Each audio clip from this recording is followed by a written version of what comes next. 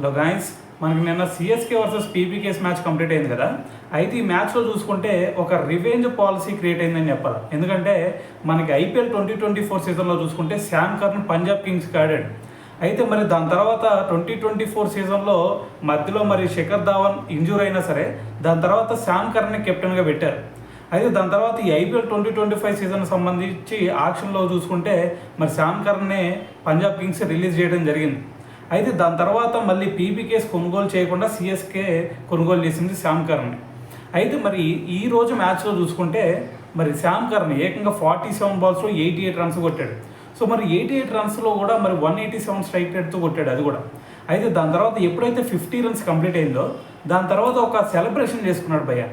అది కూడా ఆ సెలబ్రేషన్ చూస్తే ఖచ్చితంగా ఆ సెలబ్రేషన్ ఇప్పుడు వైరల్ అయింది. దాని తర్వాత అందరూ కూడా శ్యామ్ కర్న్ మెచ్చుకుంటున్నారు. అయితే ఆ సెలబ్రేషన్ ఏంటంటే ప్రీతి జింతా వైపు చూస్తూ మరి ఒక ఫోన్ కాల్ మాట్లాడినట్టుగా ఒక సెలబ్రేషన్ చేశాడు. సో దాన్ని చూసిన ప్రతి ఒక్కరు కూడా ఒక మంచి పర్ఫెక్ట్ రివెంజ్ తెచ్చుకున్నావు భయ్య అని చెప్పేసి కూడా కొంతమంది కామెంట్ చేస్తాను.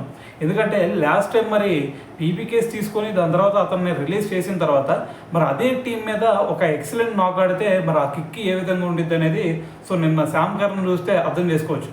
సో ఏదేమైనా సరే మరి శ్యామ్ కర్న్ చేసిన ఈ సెలబ్రేషన్ గురించి మీరేమనుకుంటున్నారు అనేది కూడా కింద కామెంట్ చేయండి.